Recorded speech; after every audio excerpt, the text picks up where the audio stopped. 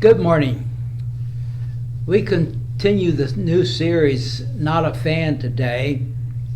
And today we look at rules. And our scripture is from Matthew 12, the first 6 verses. And before I read the scripture, I want to talk just a little bit. I'm sure that we're all old enough that we remember blue laws. Mm-hmm. Do you know why they were called blue laws? This is a little bit of trivia. I don't remember I why. don't remember hearing that term. Well, when I was researching a sermon some years back, I stumbled upon this, and they were called blue laws because they were written, someplace they were written on blue paper. The paper that they were printed on was blue, and that's why they became called blue laws. But they pertain to activities that were prohibited on Sunday. Growing up where we grew up in Maryland, it was at first a shock, and then we quickly adapted to it. But when we moved to Colorado, when I was in the Air Force, and after we were married, we moved to Colorado, and it was a whole different ball game. In Baltimore, stores weren't open on Sunday. In Colorado, Sunday was just another day. And as I say, we adapted to that very quickly and taking advantage of that. But the origin of the blue laws is at the heart of the scripture that we have here today. At that time, Jesus went through the wheat fields on the Sabbath. His disciples were hungry, so they were picking heads of wheat and eating them. When the Pharisees saw this, they said to him, "Look, your disciples are breaking the Sabbath law." But he said to them, "Haven't you read what David did when he and those with him were hungry? He went into God's house and broke the law by eating the bread of the presence, which only the priests were allowed to eat.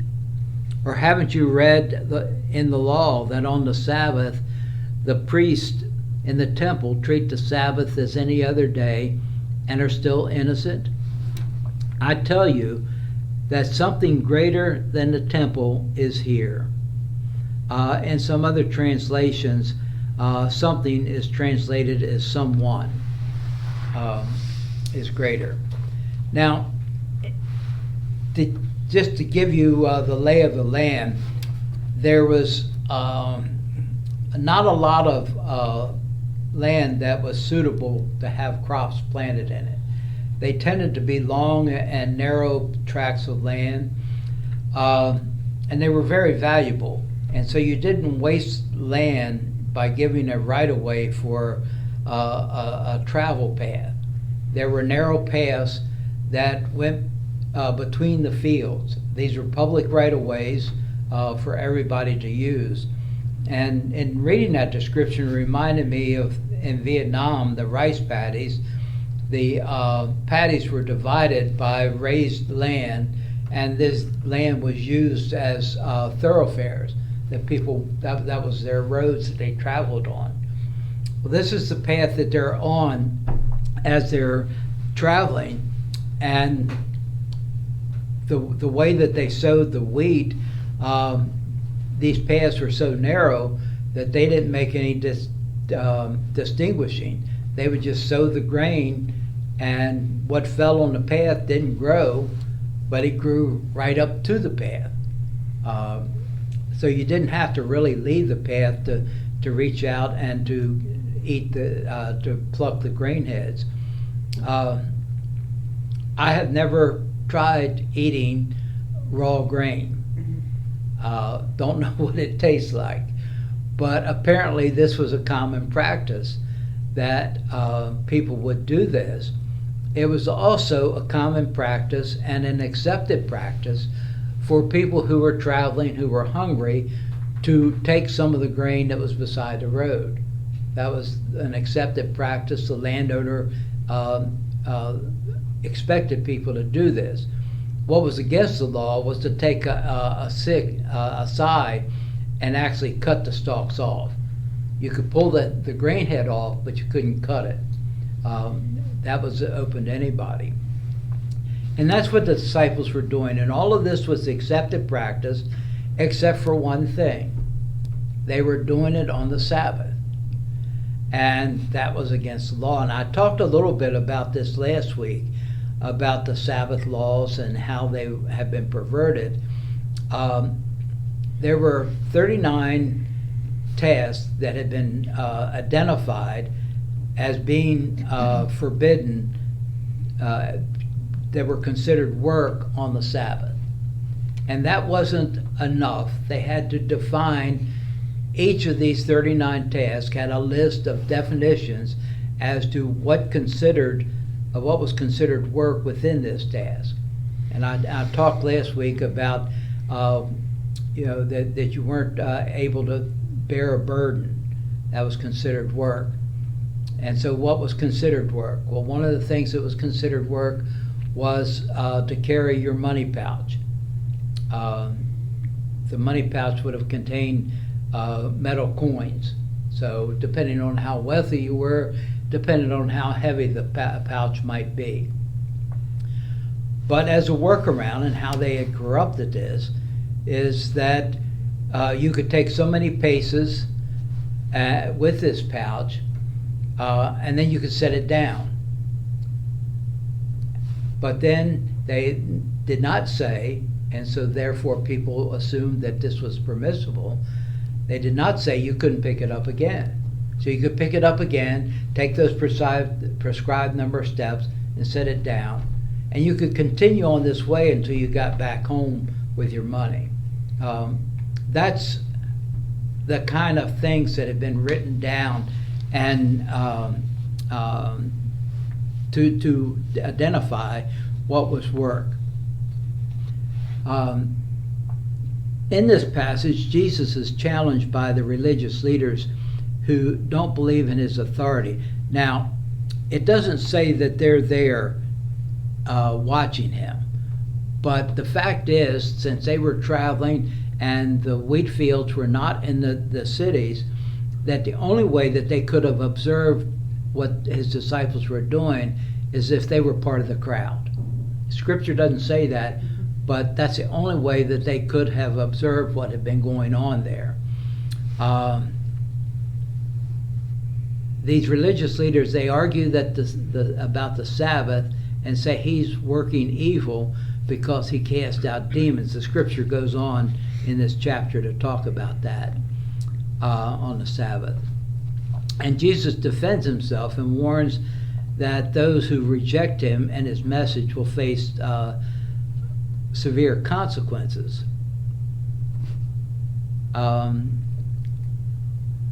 Jesus defended his disciples, arguing that they were driven by hunger and that God desires mercy over sacrifice, ultimately claiming that he, Jesus, is greater than the temple and the Lord of the Sabbath. As I said, something is translated as someone in other translations. And the implication is that he's saying that he is that someone. In the next verse, he quotes a passage from Isaiah. I mean, not from Hosea, not Isaiah, Hosea.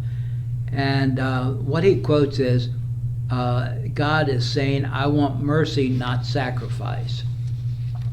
And Jesus goes on in this, as the chapter goes on, to talk about that God's interest in mercy, that God is in fact interested in people and their well-being, that is of God's paramount concern for humanity.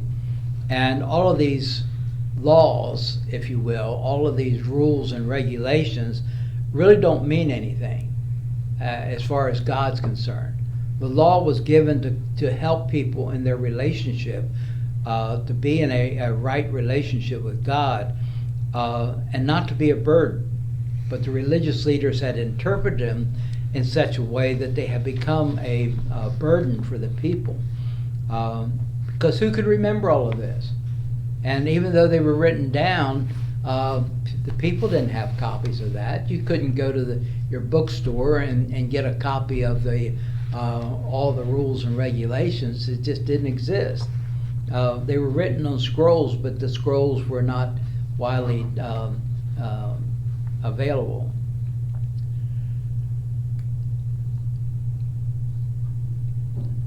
Jesus, in defending him, this is not in the passage that we read, but as the passage goes on, Jesus defends the actions of the disciples by pointing out that David, who was a man after God's own heart, God's words, not humanity's words, that David had done the same thing or something worse. Because David, when he was on the run from Saul, had gone into the temple and taken what's called the bread of the presence, the bread that had been brought as a sacrifice to God, which the priests were entitled to eat, and that David had taken that for him and for his men to eat for nourishment. And that God did not ordain that was a bad thing. The men were hungry. They needed something to eat.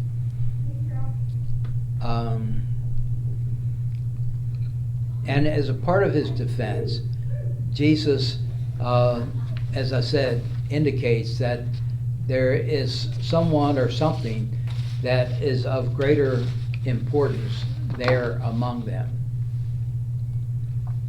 Some takeaways from this: that the passage illustrates the conflict between strict religious interpretations and the heart of God's law, which emphasizes mercy and compassion.